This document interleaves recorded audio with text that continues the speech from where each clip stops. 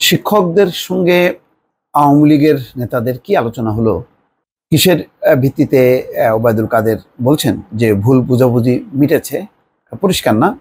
তবে তিনি বলছেন যে শিক্ষকদের সার্বজনীন পেনশন স্কিম আগামী বছর চালু হবে। তো যে বছরই হোক না কেন, সেটা মানে যেই কন্ডিশনগুলো আছে সেই কন্ডিশনগুলো যদি চালু থাকে, তাহলে কি শিক্ষকদের স্বার্থ পূরণ হবে? এটা কিন্তু পরিষ্কার হলো না। শিক্ষকরা যদি সাংবাদিকদের কাছে বলতেন, তাহলে বোঝা যেত।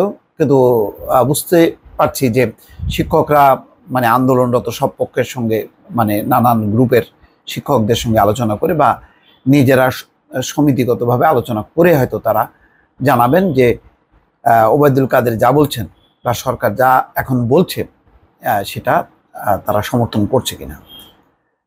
তিনি বলছেন যে ভুল বোঝাবুঝি ছিল। কোন কোন পয়েন্টে ভুল বোঝাবুঝি ছিল, এটা কি 24 সাল নাকি 25 সাল, এটা তিনি সামনে এনেছেন। বলছেন যে সার্বজনীন পেনশন স্কিমের আওতায় সরকারি স্বায়ত্তশাসিত প্রতিষ্ঠানগুলোর সবাই যুক্ত হবেন 2025 সালের 1 জুলাই। পাবলিক বিশ্ববিদ্যালয়ের শিক্ষকদের 2024 সালের 1 জুলাই থেকে পেনশনে যোগদানের বিষয়ে তথ্য ছিল, সেটা ঠিক নয়। তাদের 3টা দাবির মধ্যে এটাও একটা। সবার মতো তারাও 2025 সালের 1 জুলাই যোগ দেবেন, এটা নিশ্চিত করা হয়েছে। তাহলে এটা যদি নিশ্চিত করা হয়, তাহলে প্রত্যয় যে পেনশন স্কিম শিক্ষকদের ক্ষেত্রে, সেটা কি শিক্ষকদের দাবির সাথে পূরণ হলো? এটা আমার একটা প্রশ্ন, তার জবাব নিশ্চয়ই শিক্ষকরাই দেবেন। আওয়ামী লীগ সভাপতির রাজনৈতিক কার্যালয়ে শিক্ষক নেতাদের সঙ্গে বৈঠক শেষে ওবায়দুল কাদের সাংবাদিকদের এসব কথা বলেন।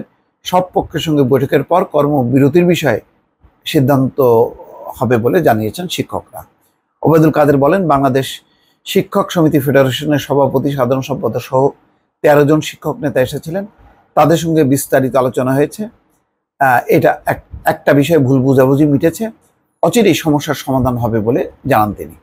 তার মানে একটা বিষয়ে ভুল বোঝাবুঝি হয়েছে যে 2024 না 2025,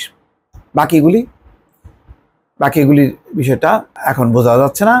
তিনি বলছেন যে শিক্ষকদের সুপার গ্রেড ও স্কেল প্রদানের বিষয়টি আলোচনা হবে এবং তাদের দাবি প্রধানমন্ত্রীর কাছে উত্থাপন করা হবে বলে জানান ওবায়দুল কাদের। তার মানে হচ্ছে সব দাবি পূরণ হয়নি, সব আলোচনা এখানেই শেষ হয়নি। শিক্ষকদের কর্মবিরতি কর্মসূচি প্রত্যাহারের অনুরোধ জানিয়ে ওবায়দুল কাদের বলেছেন, তারা সাংগঠনিকভাবে ফেডারেশনের নেতাদের সঙ্গে আলোচনা করে সিদ্ধান্ত গ্রহণ করবেন। তবে শিক্ষকদের সব দাবি চট করে মানা যাবে না, সরকারেরও যুক্তি আছে। তার মানে এখানে ফাঁক আছে, বোঝাই যাচ্ছে। তাদের দাবি যুক্তিসঙ্গত হলে বিবেচনা করা হবে বলে জানান তিনি। বৈঠক শেষে শিক্ষক সমিতির সভাপতি নিজামুল হক ভূঁইয়া সাংবাদিকদের বলেন, ওবায়দুল কাদেরের সঙ্গে সন্তোষজনক বৈঠক হয়েছে। কর্মবিরতির বিষয়ে সিদ্ধান্ত সব পক্ষের সঙ্গে বৈঠকের পর জানানো হবে। এর আগে সার্বজনীন পেনশনের প্রত্যয় কর্মসূচির বিরুদ্ধে আন্দোলনরত পাবলিক বিশ্ববিদ্যালয়গুলোর শিক্ষক নেতাদের সঙ্গে আলোচনায় বসেন ওবায়দুল কাদের সহ সরকারের প্রতিনিধিরা। বেলা 11:30টার দিকে আওয়ামী লীগ সভাপতির ধানমন্ডিস্থ রাজনৈতিক কার্যালয়ে বৈঠকটি বসেন তারা। বৈঠক শেষ হয় 1:45টার দিকে। যাই হোক, এখন দেখা যাক বাকি দাবি গুরুত্বপূর্ণ ছিল কিনা, সেই সব ব্যাপারে যেটা বলছেন যে ভুল বোঝাবুঝির অবসান হয়েছে, সত্যি কি অবসান হয়ে গেল কিনা, সেটা শিক্ষক নেতাদের বক্তব্য বা সিদ্ধান্তের পর বোঝা যাবে। দর্শক, ভালো থাকবেন। আল্লাহ হাফেজ।